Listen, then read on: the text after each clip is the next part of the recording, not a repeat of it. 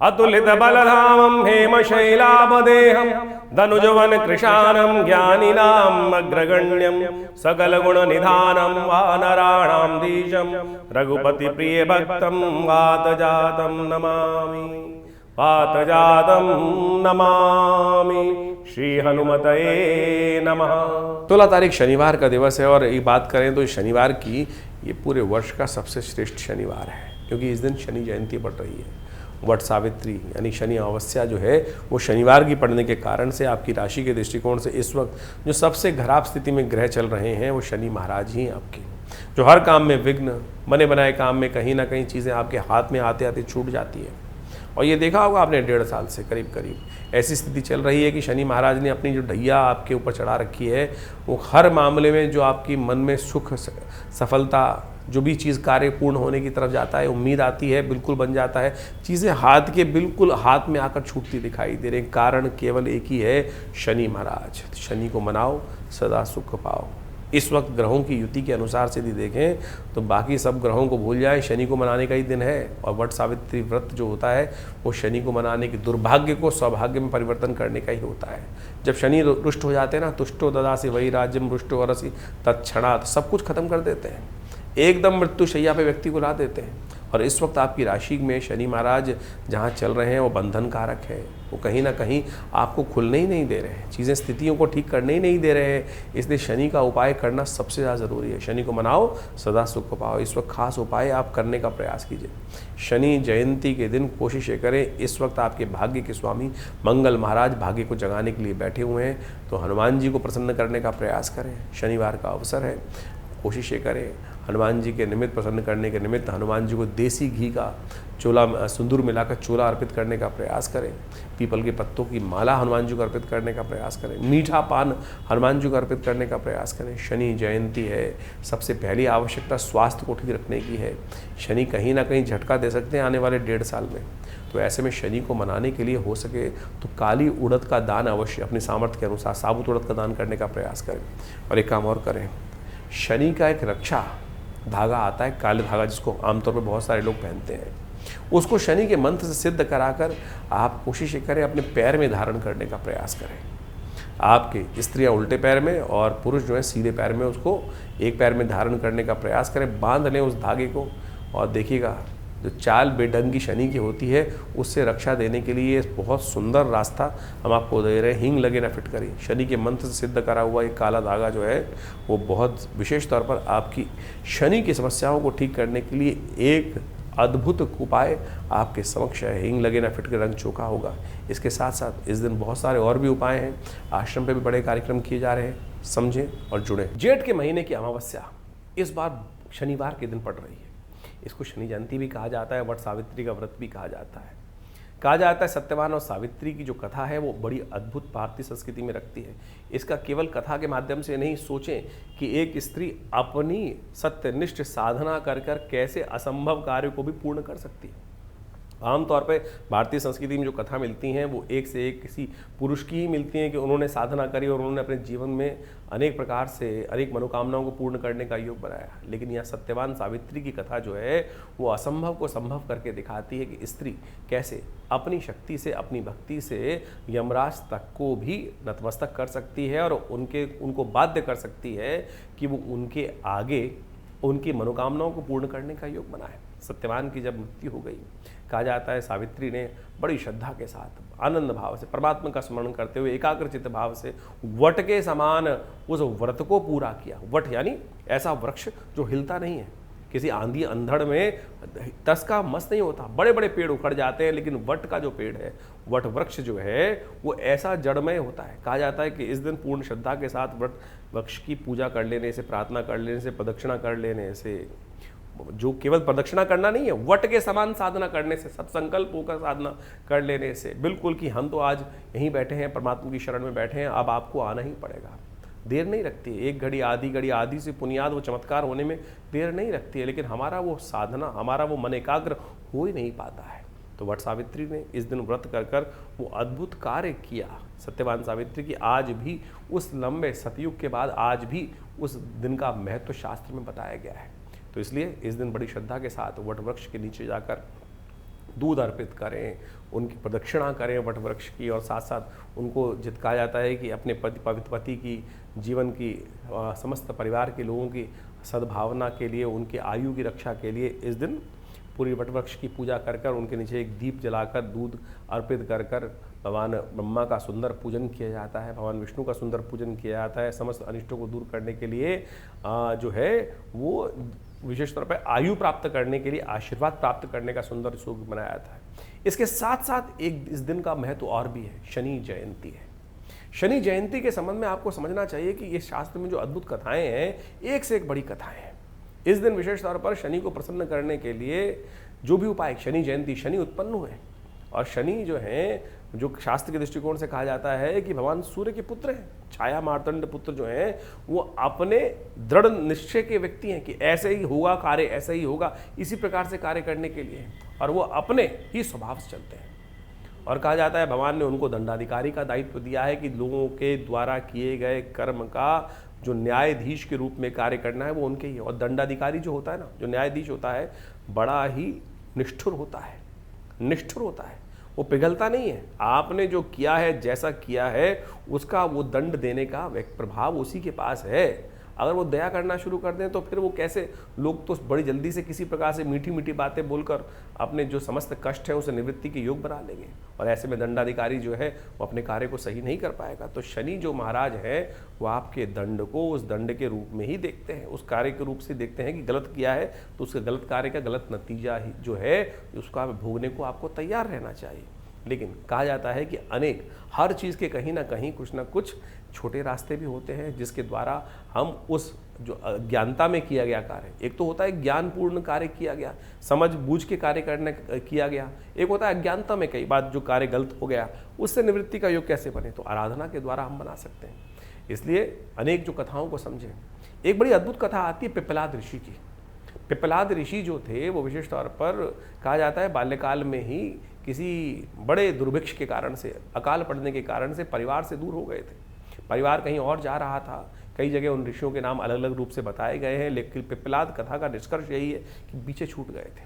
अकेले छोटे बाल अवस्था में ही लोग पलायन कर रहे थे पूरे ऋषि परिवार के द्वारा, तो वो कहीं पीछे छूट गए, और वो संयोग से वो पीपल के पेड़ के किस एक कोटर था उसके अंदर ही वो वहीं रहे, और बाल्यकाल से ही उस पीपल के बाल जो फल होते हैं उन्हीं को उन्होंने भक्षण किया, कोपलों को ही खाया किसी रूप से, और वहीं से बड़े हुए।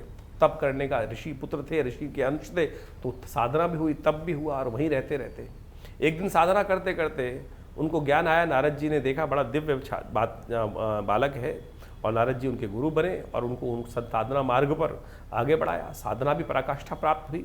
कहा जाता है कि नारद जी से उन्होंने एक बार प्रश्न किया कि महाराज मेरे जीवन में जो इतना कष्ट आया किस कारण से आया, तो नारद जी ने अपने ध्यान योग से देख के बताया कि ये तुम्हारा जीवन में जो कष्ट आया है वो शनि की दशा के कारण से आया है।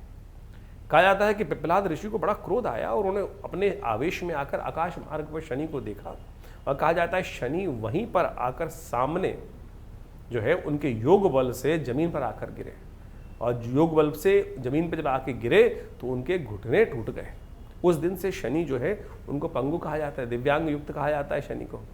तब जब सब व्यवस्था बिगड़ी तब पिप्पलाद ऋषि ने उनके समक्ष कहा कि भाई आपके कारण से मेरे जीवन में कष्ट आया, मेरे गुरु का ऐसे वाक्य है, तो आप लोगों को कष्ट क्यों देते हैं।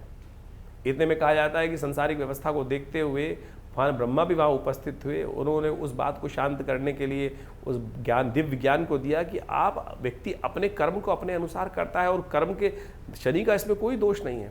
जो कर्म जिस प्रकार से हुआ उसके कारण से शनि दंड देते हैं, और आपके पूर्व अर्जित कर्म के अनुसार से शनि ने आपके जीवन में जिस प्रकार का योग था वो निर्धारित किया, इसमें शनि का दोष क्या।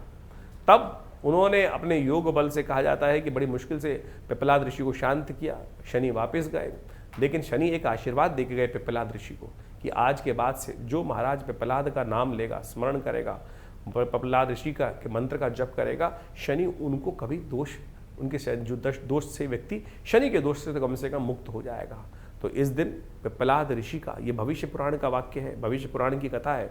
ओम पिप्पलादाय नमः, इस मंत्र का स्तवन कर लेना चाहिए। बहुत छोटा सा मंत्र है, इसका मंत्र का स्तवन कर कर आप अनेक अनेक कष्टों को दूर करने का सुंदर योग बना सकते हैं। इसके अलावा एक और रास्ता है, शनि के तमाम दोषों को दूर करने के लिए शनि का एक दिव्य मंत्र है जो कहा जाता है शनि स्तोत्र। नमः कृष्णाय नीलाय शतिकंठ निभाय च, नमः कालाग्नि रूपाय कृतांताय च वै नमः। दशरथ की शनि स्तोत्र है, इसका जो भी नित्य प्रति स्तवन कर लेते हैं और इस दिन शनि जयंती के दिन तो अवश्य इसका स्तवन यज्ञ करना चाहिए।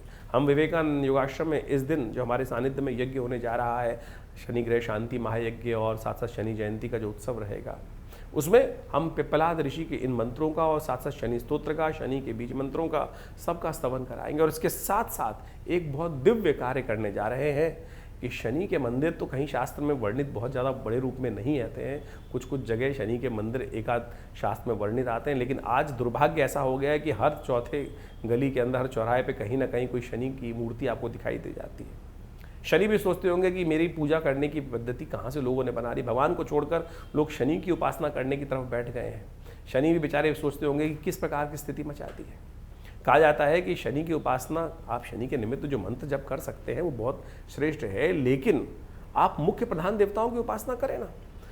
महाभारत रामायण काल में एक बड़ी अद्भुत घटना आप सबको याद होगी कि जब रावण के द्वारा शनि महाराज उनकी कैद में थे तो हनुमान जी ने जब लंका का दहन किया तो शनि भी मुक्त हुए और तब शनि ने अपना प्रकोप दिखाकर रावण का जो संहार किया है वो आप सबके समक्ष है। तो आप ये बात सुने, हनुमान जी को आशीर्वाद मिला था शनि के द्वारा कि महाराज आपके जो भक्त होंगे ना उनको कभी भी मेरे द्वारा जो दंड दिया जाना है उससे उनको रक्षा होने का सौभाग्य बन जाएगा। तो इस बार हमने शनि जयंती पर विशेष तौर पर 100 पाठ हनुमान चालीसा के रखे हैं। हनुमान चालीसा में कहा गया ना, जो शतबार पाठ बड़ जोई छूटई बंद महासुख होई। उससे पहले एक लाइन है, जय जय जय हनुमान गुसाई कृपा करहु गुरुदेव की नाई। कब कृपा करोगे प्रभु? हनुमान जी ही गुरु हैं, तब हनुमान जी से प्रार्थना की गई ना, जय जय जय हनुमान गुसाई कृपा करहु गुरुदेव की नाई। तब अगले वाक्य में कहा गया है, जो शतबार पाठ पढ़ जोई।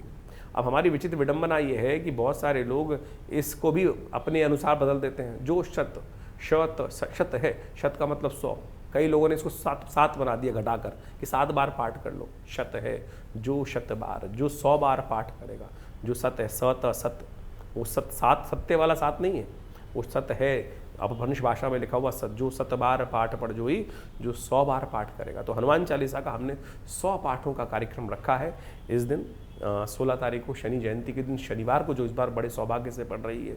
तो अपने समस्त कष्टों को दूर करने के लिए आप भी आइए हमारे साथ विवेकानंद योगाश्रम में। ये बड़ा दिव्य कार्यक्रम रहेगा। सवामनी का भोग रहेगा, हनुमान जी का पूजन रहेगा, हनुमान जी को चोला चढ़ेगा, हनुमान जी के 100 पाठ करीब करीब 5 से 6-7 घंटे लगेंगे। आनंद भाव से परमात्मा का स्मरण होगा। 5 बजे से यज्ञ आरंभ होगा। तो आइएगा सुंदर रूप से। और इस दिन हम विशेष तौर पर हनुमान जी के एक सिद्ध जो विशेष तौर पर शनि के ग्रह को दूर करने के लिए काला धागा सिद्ध किया जाएगा, जो हनुमान जी के लिए विशेष तौर पर बड़ा कल्याणकारी है।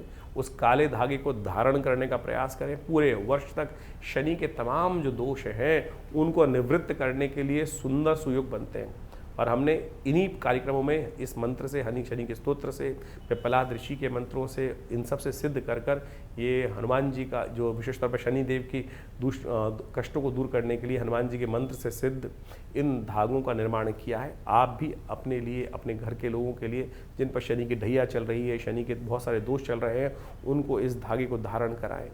देखिएगा अद्भुत रूप से भगवान की कृपा से अनिष्टों को दूर करने के योग बनेंगे। रक्षा कवच के तौर पर यह धागा अद्भुत रूप से कार्य करेगा। भगवान की कृपा से आपके कष्ट। ये जेठ का महीना चल रहा है और जेठ के महीने में जिस प्रकार से भारतीय संस्कृति में इसके पुण्य को बताया गया है, ये आराधना का सबसे श्रेष्ठ महत्व कहा जाता है। भारतीय संस्कृति में पंचांग के अनुसार से देखें तो वैशाख के बाद और आषाढ़ से पहले ये ग्रीष्म ऋतु का भयावह काल माना जाता है। इसमें 9 तपा भी आता है। 9 दिन ग्रीष्म ऋतु के सबसे जो भयंकर होते हैं वो इसी जेठ के महीने में आते हैं। तो इसलिए भारतीय संस्कृति में इस महीने को विशेष तौर पर बड़े शांत भाव से जीवन को चलाने के लिए कहा गया है। दोपहर में थोड़ी देर शयन करने का नियम शास्त्र में बनाया गया है। तो जिस प्रकार से कहा गया कि वैशाख में खेल, जेठ में जो है धूप में बहुत ज़्यादा बाहर नहीं निकलना चाहिए। 9 तपा के दिन जो ग्रीष्म ऋतु के अनुसार से भी सबसे श्रेष्ठ माने जाते हैं कि उसमें यदि गर्मी पड़ेगी तब आगे जाकर उस प्रकृति का भी आनंद पूर्ण प्राप्त करने के योग बनेंगे। जो है तमाम प्रकार की भारतीय संस्कृति में किसी भी प्रकार को पूरी तरह से उस वैज्ञानिक तथ्य को समझते हुए कार्य किए जाते हैं।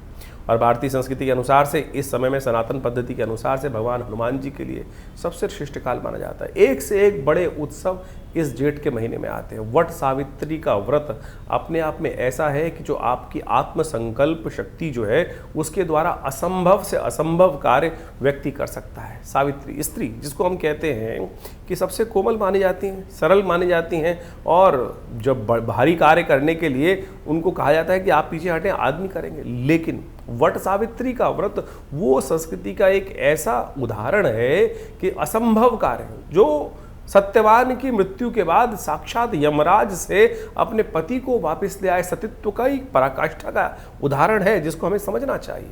यानी आप अपने संकल्प के द्वारा कितना असंभव से असंभव, मृत्यु को एक ऐसा सत्य कहा गया है कि वो कटती नहीं है, लेकिन सत्यवान के जो यदि आप उदाहरण समझें, सावित्री ने अपनी साधना से, अपनी विशेष तौर पर अपनी साधना को आत्मशक्ति के बल पर यमराज तक को भी वहाँ नतमस्तक करा दिया और उनके यमपाश से मुक्त कराकर सत्यवान को वापस ले आते हैं। तो ये केवल आपकी साधना का चमत्कार है। उसी दिन विशेष तौर पर यदि भारतीय संस्कृति में देखें तो उस दिन एक पर्व होता है, शनि जयंती कहा जाता है। शनि दंडाधिकारी है और हमने अभी आपकी राशि के अनुसार से उसको प्रभाव को समझाया ही कि क्या प्रभाव आप पे पड़ने वाला है। तो शनि जयंती के दिन आप सब आनंद भाव से परमात्मा का स्मरण करने का सुंदर प्रयास करें। और हमने जैसा आपको बताया कि विवेकानंद आश्रम में आज भारतीय संस्कृति में, भारत के देश में एक बड़ा अजीब सा प्रभाव चल गया है कि लोग हर चौक पर शनि का पूजन बनाकर हर चौक पे कहीं ना कहीं शनि को रख देते हैं ले जाकर। ये यानी इस क्या स्थिति हम लोगों ने कर दी है। हमारे यहाँ पंचदेव उपासना की विधि बताई गई है सनातनियों में, और प्रधान देवताओं की उपासना करने में उनमें शिव भी आते हैं, शिव के अंश हमारे यहाँ विशेष तौर पर हनुमान जी माने गए हैं। तो हनुमान जी की सुंदर आराधना करें। हनुमान जी का स्वयं आशीर्वाद है शनि का कि जो उनकी आराधना करेंगे शनिदेव उन पर कभी भी अपना नेगेटिव प्रभाव, दुष्प्रभाव नहीं देंगे। ये साक्षात शनि महाराज ने, जब हनुमान जी ने उनको रावण की दासत्व से मुक्त कराया था, तो इसलिए हमने आश्रम पर बड़ी सुंदर तरीके से एक पद्धति विकसित करी है कि 100 पाठ जो शतबार पाठ पढ़ जोई छूटई बंद महासुख होई। तो इस शनि जयंती के दिन 16 मई के दिन, शनिवार के दिन ही शनि जयंती पड़ रही है। उस दिन शाम को करीब 5 बजे से सुंदर यज्ञ आरंभ होगा, शनि ग्रह शांति महायज्ञ, और उसके बाद पूरी तरह से 100 पाठ हनुमान चालीसा के 6-7 घंटे लगेंगे। आनंद भाव से सब लोग, जितने भक्तजन उपस्थित होते हैं, सब आनंद भाव से पिछले कई वर्षों से सिद्ध हनुमान जी की प्रतिमा के समक्ष, जो बड़ी सुंदर सिद्ध प्रतिमा है, आचार्य केशव देव जी के द्वारा प्रतिष्ठित है, जिनको पहली सिद्धि हनुमान जी के संबंध में ही हुई थी, और उन्होंने ही इस हनुमान जी की सुंदर मूर्ति प्रतिष्ठित कर उनका सुंदर ये कार्य करने का आरंभ किया, और आज उसको ही हम आगे बढ़ा रहे हैं।